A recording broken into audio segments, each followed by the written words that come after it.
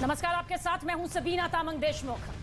नमस्कार, बहुत स्वागत है आप सभी का। मैं हूं आपके साथ कृतिका सिंह। इस बुलेटिन में हम आपको बताएंगे देश और दुनिया की तमाम बड़ी खबरें। नमस्कार, मैं हूं आपके साथ शिवानी पांडे और खबर शुरू करते हैं तुर्की में आए भूकंप से। तुर्की में भूकंप आने के बाद भारत ने सबसे पहले मदद की खेप अब तुर्की भेज दी है, और वो भी अब तब तुर्की ने मदद मांगी भी नहीं थी, तब हिंदुस्तान मदद के लिए सबसे पहले आ गया था।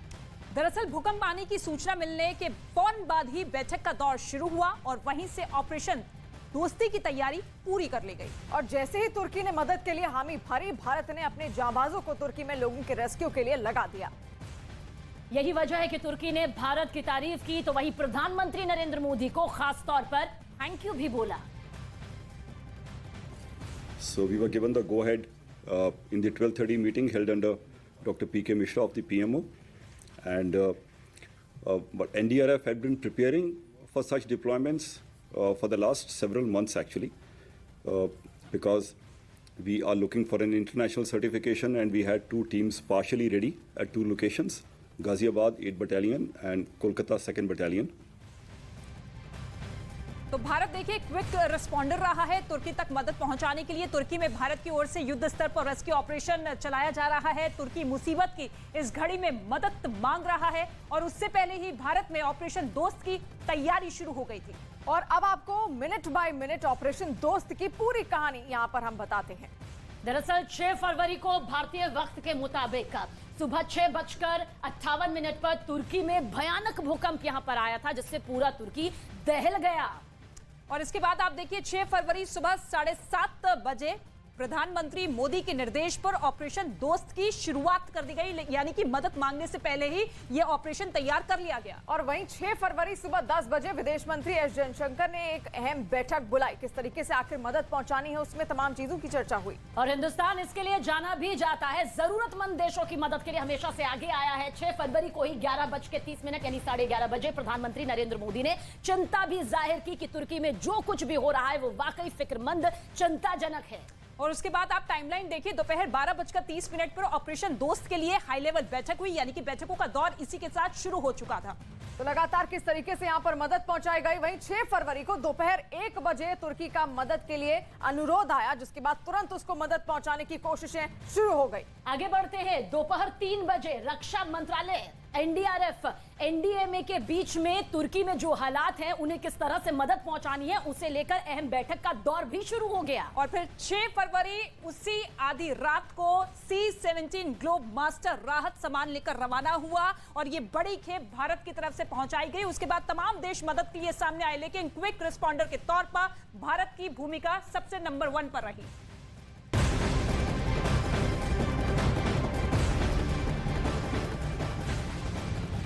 तो तुर्की और सीरिया में आए भूकंप में अब तक 15,000 से ज्यादा लोगों की मौत हो चुकी है। तो वहीं अकेले तुर्की में 12,000 से ज्यादा लोगों ने अपनी जान गंवाई। लेकिन इन सबके बीच भी उम्मीद जिंदा है। तुर्की के कई शहरों में रेस्क्यू ऑपरेशन चल रहा है, जहां लोगों को मलबे के नीचे से निकालने का काम अब भी जारी है।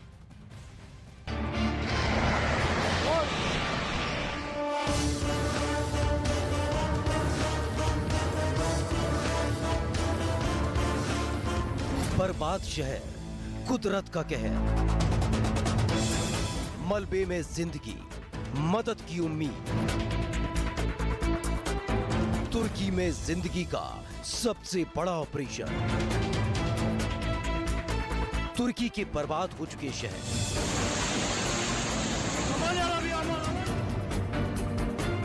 तुर्की की तबाह हो चुकी सड़कें,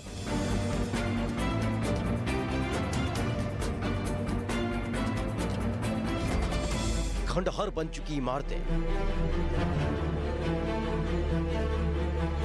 और उन इमारतों के मलबे में फंसी जिंदगी अब भी इस उम्मीद से जिंदा है कि मलबे के ढेर का शिकंजा जो सांसों पर कसा है उसे तोड़ दिया जाएगा। ऐसे कई लोग हैं जो अब भी इमारतों के मलबे में फंसे हुए हैं, जिनको एक एक कर निकाला जा रहा है।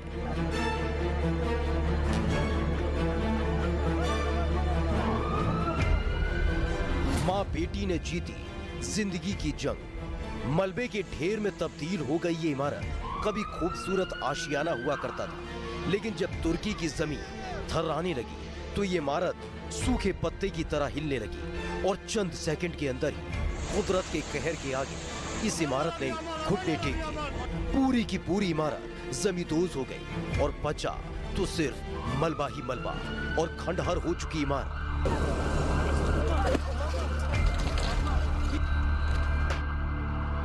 तुर्की में आए भूकंप के बाद हर तरफ चीख पुकार मच गई थी। लगातार रेस्क्यू ऑपरेशन चलाया गया। ऐसा ही एक रेस्क्यू ऑपरेशन इस मलबे के अंदर फंसे लोगों को बाहर निकालने के लिए चलाया गया। पूरी टीम बेसुध पड़े लोगों में सांस की आस ढूंढ रही थी। तभी 2 साल के बच्चे में जिंदगी की उम्मीद जगी तो पूरी की पूरी टीम उस बच्चे को मलबे से बाहर निकालने के लिए जुट गई।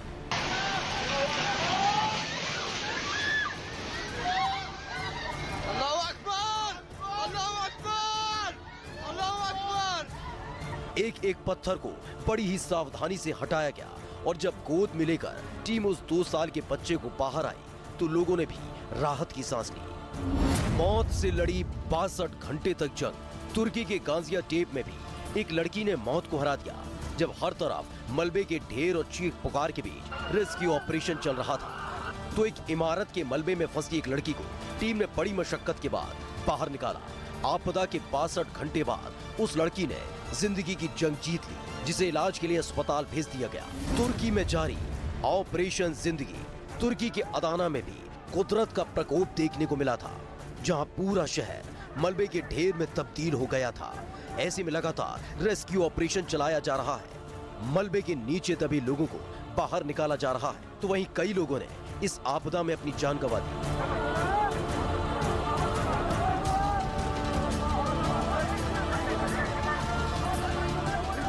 अपनों की तलाश की आस में अब भी लोग अपनी अपनी इमारतों के बाहर डेरा डाले हुए हैं।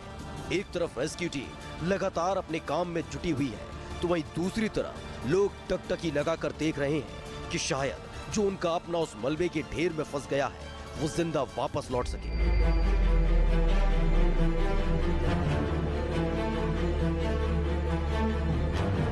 हर तरफ कई चेहरे नजर आते हैं। हर चेहरे पर आपदा से उभरी एक तस्वीर नजर आती है जो उस खौफनाक हादसे की कहानी बयां करती है। साथ ही चेहरे पर उम्मीद का भी डेरा है कि जो अपना इस हादसे में बिछड़ गया वो वापस जिंदा लौट सके। ये इस दौर के तुर्की की तस्वीर है। तुर्की में चलाए जा रहे रेस्क्यू मिशन में 1, 2, 10, 20 या 25 देश शामिल नहीं हैं बल्कि 70 देश इस महा रेस्क्यू ऑपरेशन से अब जुटे हुए हैं। और चलिए अब आपको बताते हैं कि कितने बड़े पैमाने पर तुर्की में रेस्क्यू ऑपरेशन फिलहाल चलाया जा रहा है। देखिए 70 से ज्यादा देश की टीमें तुर्की और सीरिया में ऑपरेशन चला रही हैं। और इसी के साथ राहत बचाव का काम लगातार जारी है। राहत बचाव में कुल 5,709 सदस्य शामिल हैं। तुर्की में मिशन रेस्क्यू में 22 पानी के जहाज, 160 विमान और हेलीकॉप्टर्स का भी इस्तेमाल किया जा रहा है। इसके साथ ही भूकंप प्रभावित इलाके में 140 मोबाइल किचन चलाए जा रहे हैं। और वहीं प्रभावित क्षेत्र में 13,07,929 टेंट लगाए गए हैं ताकि लोगों को शरण दी जा सके। वहीं भूकंप प्रभावित क्षेत्र में 1,01,304 बेड की भी व्यवस्था की गई है जहां घायलों का पूरी तरह से इलाज जारी है। वहीं ठंड से बचाने के लिए 12,55,500 कंबल की व्यवस्था की गई है क्योंकि तुर्की और सीरिया में कड़ाके की ठंड फिलहाल पड़ रही है।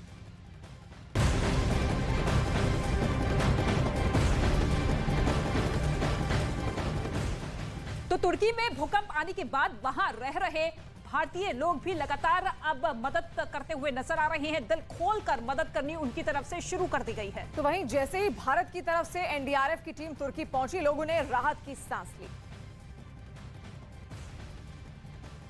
के बाद अभी तक कल हमारे पास 65 लोगों ने लंच करा था और होटल में 50 लोग करीब थे और उसके बाद काफ़ी लोग तो आगे अपने रिलेटिव्स के यहाँ निकल गए हैं और आज जो है करीब हमारे पास 35 का नंबर है होटल के अंदर और almost we are expecting 80 people के आसपास लंच के लिए हमारे रेस्टोरेंट पर आएंगे आज, क्योंकि जो इंडिया ने हमारे लिए हेल्प भेजी है, जो अपना प्लेन अदाना में उतरा था और ये अदाना से ही हैं, तो इनके पास पहले खबर थी, तो they are very thankful to India for supporting Turkey. जहाँ पे नुकसान हुआ है, जैसे अदाना से आए हैं, तो एटलीस्ट वो लोग सब इस तरफ मूव कर गए हैं क्योंकि हम लोग ऑलमोस्ट 3 आवर्स की ड्राइव पे कनेक्टेड हैं तो जिनके पास गाड़ियां थी वो इस तरफ मूव कर गए हैं, कुछ गवर्नमेंट हेल्प कर रही है गाड़ियों से इधर इस तरफ लाने के लिए। तो जिनके पास आगे जिनको आगे इस्तांबुल जाना है या अंतालिया जाना है तो वो लोग उस तरफ मूव कर रहे हैं यहाँ पर स्टे करके, और जिनके पास कोई प्लेस नहीं है वो लोग अभी यहीं पर हैं। तो लेट्स सी आगे गवर्नमेंट उनके लिए कहाँ पे अकोमोडेशन प्रोवाइड करती है। तो जब तक हम कर सकते हैं, जब तक हमारे पास हैं, तो वी आर टेकिंग केयर। यहाँ पे आया, कल रात को भी मैं यहाँ पे था, फिर आज सुबह फिर वापस आया। एंड यहाँ पे जो भी हम हाथ बटा सकते हैं लोगों के साथ, यहाँ देखो आप पीछे हीटर्स पैक हुए हुए हैं, हज़ारों की तादाद में हीटर्स हैं। यहाँ पे बच्चों के डाइपर्स और टिश्यूज़ हैं। तो पूरी रात हम इनके साथ ही थे। एंड इनको पता है कि इंडिया पैसिवली कंट्रीब्यूट कर रहा है towards the relief operations, towards contributing. और दोस्त एक कॉमन वर्ड है टर्किश में और हिंदी में, तो और लोगों को पता है इस बारे में, और वो हमें देख के दोस्त कहते हैं, which is very nice, which is very interesting. Volunteer हूँ यहाँ पे, इसमें से मैंने सिर्फ बहुत थोड़ा सा कंट्रीब्यूट किया है। ये यहाँ के जो लोग हैं, जो इस इलाके के लोग हैं, उन्होंने कंट्रीब्यूट किया है, सारा श्रेय उनको जाता है। मैं सिर्फ एक वॉलंटियर हूँ, मेरे को प्लान भी नहीं पता कि कैसे करेंगे ये, but overall the whole India ने, लाइक इट्स वेरी अमेजिंग कैसे इंडिया ने सब कुछ छोड़ के सिर्फ फोकस किया ह्यूमैनिटी के साथ खड़े होना। ये एक लीडरशिप का एक निशान है। And we are very proud कि इंडिया किसी और कंट्री के साथ खड़ा हुआ है।